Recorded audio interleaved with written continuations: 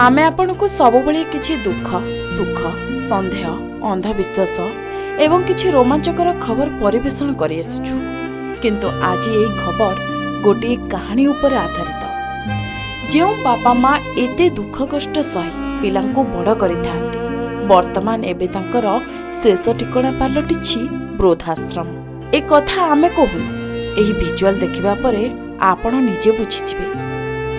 बयसर अपराह्न पहुंची वृद्ध वृद्धा माने केउं भली भावे दिन काटुछंती ताकू देखिबा परे जे पिलादिनो बापा मार स्नेहरु वंचित होईछि से ही बुझी परिबो ए मनर कष्टको। मध्याह्न समय पाखे पाखे आसुथाए। आमे बाहरी थाउ खबर अन्वेषण पाई। तेणु निकटरे थिबा गोटे वृद्धाश्रम भितरे प्रवेश कलु। वृद्धाश्रम भितरे केते जण वयस्क वृद्ध वृद्धा बसी तास खेଳରେ मग्न रही निजर मन तलर दुख को तास बांटिला भली परस्पर भितरे बांटी सेथिरु खुशी साउंटिबा पई प्रयास करुथांती। घरर अन्य पार्श्वरे पड़िथाए केईटा खट, ता उपरे जी जेउ खटरे बसी थांती तीन चारि जण वृद्धा, अन्य पार्श्वरे वृद्ध केते जण बसी रहिथांती। ठीक सेही समय रे जणे महिला आसीथिले। ना तांकर मौसुमी नायक। घर बालेश्वर जिला केउ एक उपांत अंचल से आसी पहुंची पांडरा निकटरे थिबा गोपबंधु वृद्धाश्रम। आश्रमटी बेस सुंदर परिवेश भितर थिला। आउ से वृद्धाश्रम को जाई पहुंची मौसुमी। मौसुमींकर आगमन रे आगरु उत्साहित थिले सेही आश्रम अंतेवासी। शीत दिन पई से आश्रम अंतेवासी वृद्ध वृद्धांक पई किछि कंबल आनिथिले। आउ गोटे गोटे कंबल नै बढ़ाई देथांती सेही वृद्ध वृद्धांक हातरे। कंबल गुड़िक मध्य बेस सुंदर होइतिला एवं दामी भली लागुथुला। आउ जी उठी पारु नथांती सेमानकु घोड़ाई देउथांती सेही महिला जनक। जेतेबेले सेमानक हाथ को बढ़ाई देउथांती किंबा घोड़ाई देउथांती सेही समय रे सेही वृद्ध वृद्धा माने सेही महिला जनक मुंडरे दुई हाथ रखी आशीर्वाद देउथांती। तारि भितरे साउंटी थिलु किछि दृश्य जाहाकि आपणक हृदय दोहली जीव। जेतेबेले मौसुमी सेमानक पाखकु जाई कथा होई केमिति अछंती बोली पचारिथिले आउ जानिबाकु चाहिथिले घर लोक आसुछंती कि नाही, भल मंद बुझुछंती कि नाही, सेतेबेले आखिरु झरी पड़िथिला धार धार लुह। सेमानक आखिरे उष्ण लुह बयान करुथुला अनेक कहानी। गोटे लुह टोपारे थिला छाती तलर अनेक व्यथा। अव्यक्त लुह पचारुथुला अनेक प्रश्न। आपण कहतु, पुओ झियो जन्म करी कौन भूल हो गला? गोटे माँ 10 मास 10 दिन गर्भरे धरी जंत्रणा सही ए संसार को आनिबा तार कौन भूल थिला? दिन राति एक करी मुंड छाल तुंडरे मारी पुओ झियो को एडेरु बड़ करिबा कौन भूल? जेउथि पाई आज ए जराश्रम रे अंतेवासी होई दिन काटिबाकु पडुछि वृद्ध वृद्धांकु। जेउ पुओ झियोंक पाई 16 व्रत 12 दिह पूजिबाकु पडुथुला। पुओ झियोंक चिंतारे दिन कटुथुला। से पुओ झियो मानकर केमिति हृदय कहला एभली बयसरे पुओ झियो सहारा हेबा परिवर्ते वृद्धाश्रम रे लुह गड़े गड़े दिन काटिबाकू बापा माँ को छाड़ी देले। सतरे कौन ए दुनिया एमिति अनेक कथा भितरे छंदी हेउथुला अंतेवासींक मन। ता भितरे पुणी मौसुमी जेतेबेले कहिले कि तांको निज जीवन कहानी घटनाटी दुख आहुरी स्पर्शकातर होई पड़िला। आपन कहिछि जे मो जी मते बढ़ेइथिले पालिथिले जेतेबेले से मरी गला टाइम रे मु तांको मुंह देखि पातिनी ना, तो सेहि पय सेमानंकु देखिले मते माने शांति लागे जे मो जेजे जेजेमांको ପାଇଁ କିଛି କରିପାରେ। କାହିଁକି ନା ମୋ ଜେଜେ ଜେଜେମା ମତେ ସେ ବହୁତ ବାପା ମାଙ୍କ ଠାରୁ ବି ବହୁତ ଭଲ ପାଇବା ଦେଇଛନ୍ତି। କାହିଁକି ମୋ ବାପା ମାଙ୍କ ଭଲ ପାଇବା ପାଇନି ମାନେ ମୋର ଆମର ବି ସେମିତି ବାପା ମାଙ୍କ ଭିତରେ ଝଗଡ଼ା ହୁଏ କି ସେମିତି ମୋ ଜେଜେ ଜେଜେମାଙ୍କୁ ବି ମୋ ଫ୍ୟାମିଲି ମ୍ୟାଟର କହିବାକୁ ଚାହୁଁନି, କିନ୍ତୁ ସେମାନେ ବି ଏଇଠି ଯେମିତି କହୁଛନ୍ତି ତ ତାଙ୍କର ବୋହୂ ପୁଅ ଦେଖୁନାହାନ୍ତି, ସେମିତି ଆମର ବି ଚାଲିଥିଲା ଯେ ମୋ ଜେଜେ ଜେଜେମାଙ୍କୁ ସେ ଦେଖୁନଥିଲେ। ତ ସେଇଟା ତ ମତେ ଖରାପ ଲାଗୁଥିଲା। ମୁଁ ସବୁବେଳେ ମୋ ଜେଜେ ଜେଜେମାଙ୍କୁ ହିଁ ସପୋର୍ଟ କରୁଥିଲି।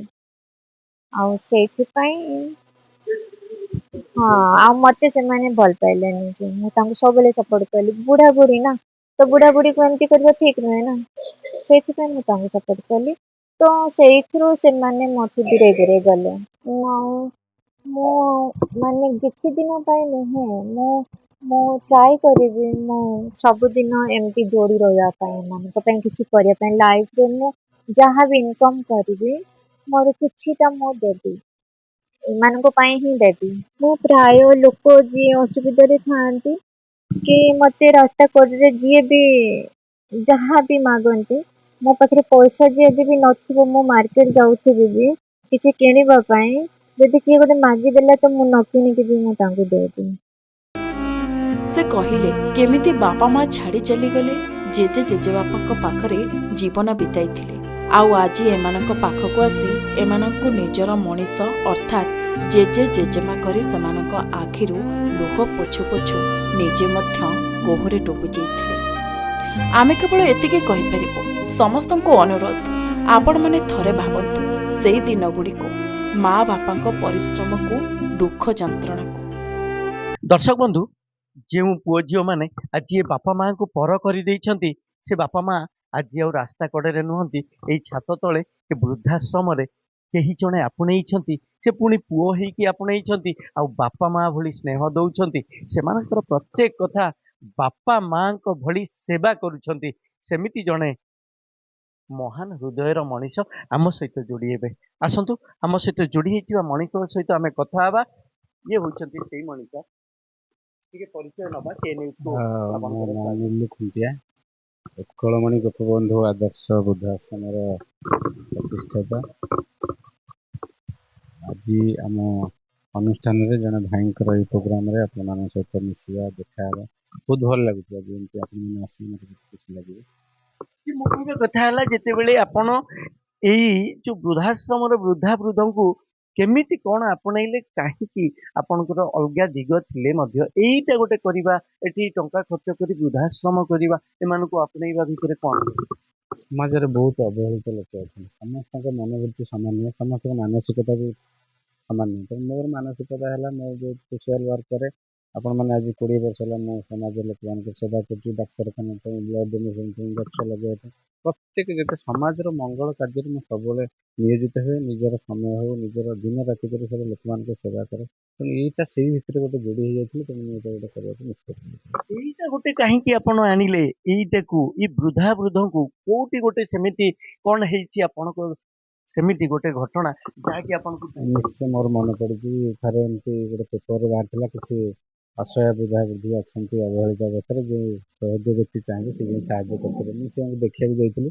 ସେଇଦିନ ତାଙ୍କୁ ଦେଖିଲା ପରେ ମୁଁ ଏମିତି ଗୋଟେ ମାନସିକ ସ୍ତରରେ ଇନ୍ସପାୟାର ହେଲି ଯେ ଘର କରି ସେଇ ଜିନିଷ ସମାଜରେ ବହୁତ ଏମିତି ଅବହେଳିତ ଲୋକ ଅଛି ସେଇ ଜିନିଷଟାକୁ ମନେ ପକେଇକିରି ମୁଁ ଆଜି ଏଇ ଜାଗାରେ ପହଞ୍ଚି ଏଇ କିଛି ବାପା ମାଆଙ୍କୁ ରଖି ମୋତେ ଗୋଟେ ବହୁତ ଶାନ୍ତି ଲାଗୁଛି ସେମାନଙ୍କର ସେବା କରିବା। ରାତି ଅଧରେ ରାତି 2ଟା ନାହିଁ 3ଟା ନାହିଁ ତାଙ୍କ ଦେହ ଖରାପ ହେବ ହସ୍ପିଟାଲ ନେବା ନିଜେ ଏକା ଯିବା ଏକା ଆସିବା ଏଇ ଗୋଟେ ନିଆରା ଅନୁଭୂତି ଅଛି। ଏଇସବୁ ଜିନିଷ କରିବାରେ ଅନ୍ୟ କୌଣସି ସାଟିସ୍ଫାକ୍ସନ୍ ମିଳିବନି। ଏଇଟା ବହୁତ ବହୁତ ବହୁତ ବଢ଼ିଆ ଜିନିଷ।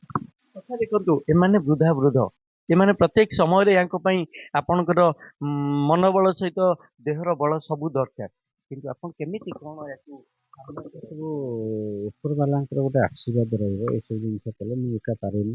ସେ କୁଆଡ଼େ କୁଆଡ଼େ କେମିତି ପହଞ୍ଚିଯିବେ କିଏ ଆସି ପହଞ୍ଚିବେ କିଏ ସାହାଯ୍ୟ କରିବେ କୋଉଠି ହସ୍ପିଟାଲ ଗଲେ ଏକା ମୁଁ ରାତି ଅଧରେ ଯାଏ ମୋର କିଛି ଡର ଭୟ ନଥାଏ।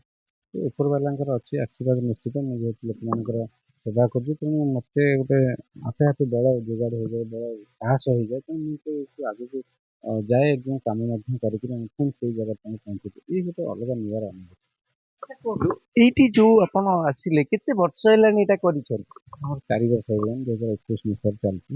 ଆଜି ପର୍ଯ୍ୟନ୍ତ ଠିକ୍ ଠାକ୍ ଚାଲିଛି। ବହୁତ ମଉସା ମାଉସୀ ଆସିଲେଣି ଗଲେଣି ସେମାନଙ୍କ ସହିତ ବସିବା ଖାଇବା ମୁଁ ଆସିବା ପରେ ସେମାନେ ଅପେକ୍ଷା କରିଥିବେ ମୁଁ ପଳେଇଗଲେ ଯଦି ଗୋଟେ ଦିନ କେତେବେଳେ ଅନ୍ୟ କାମ ସେମାନେ ଆସି ଖୋଜନ୍ତି ବାବୁ କୁଆଡ଼େ ଯାଇଥିଲେ ଆସିନି ଏସବୁ ଜିନିଷ ଗୋଟେ ସ୍ନେହର ଦବା ଆଣିବା ନିଆରା ଅନୁଭୂତି।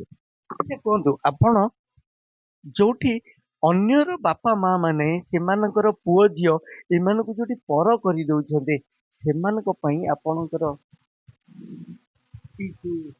ସେଇଟା ହେଲା କଥା ସମାଜରେ ବିଭିନ୍ନ ଲୋକମାନଙ୍କର ବିଭିନ୍ନ ମାନସିକତା ଅଛି। କାହାର ଟଙ୍କା ପଇସାରେ ମାନସିକତା ଅଛି ବ୍ୟାଙ୍କ ବାଲାନ୍ସ କରିବା ମୋର ଲୋକ ସମ୍ପର୍କ କରିବା ଇଏ ଯେଉଁ ସମ୍ପତ୍ତି ମୁଁ ଉପାର୍ଜନ କରୁଛି ୟାର କିଛି ମାନେ କେହି ନେଇପାରିବେନି, ଟଙ୍କା ପଇସା କେହି କାହାର ନେଇଯାଇପାରେ। ଏଇ ଯେଉଁ ଆଶୀର୍ବାଦର ଯେଉଁ ସମ୍ପତ୍ତି ମୁଁ ଠୁଳ କରୁଛି ଏହାର ବହୁତ ମୋତେ ଖୁସି ଲାଗୁଛି। ତେଣୁ ଏଇ ଯେଉଁ ମୋର ବ୍ୟାଙ୍କ ବାଲାନ୍ସ ଛାଡ଼ିକିରି ଏଇ ଯେଉଁ ଆଶୀର୍ବାଦ ବାପା ମାନଙ୍କର ମୋ ଉପରେ ଅଛି, ମୁଁ ନିଶ୍ଚିତ ଆଗକୁ ଯିବି, ଏ ଅନୁଷ୍ଠାନ ଆହୁରି ଆଗକୁ ଯିବି ବୋଲି ଆଶା କରୁଛି। ଦର୍ଶକ ବନ୍ଧୁ, ଆପଣ ଶୁଣୁଥିଲେ ଯେ ଯେଉଁ ବାପା ମାଆକୁ ନିଜର କରିକି ନିଜ ବାପା ମା ଭଳି ପାଳିକି ବସିକି ସେମାନଙ୍କର ପ୍ରତ୍ୟେକ ଦାୟିତ୍ୱ ନେଉଛନ୍ତି, ସେଭଳି ମଣିଷ ଏ ସମାଜରେ ଏମିତି ପ୍ରତ୍ୟେକ ବାପା ମାଙ୍କର ସେବା କରୁଥାନ୍ତୁ। ଭୁବନେଶ୍ୱରରୁ ରାଜାଙ୍କ ରିପୋର୍ଟ, କେ ନ୍ୟୁଜ୍ ଓଡ଼ିଶା।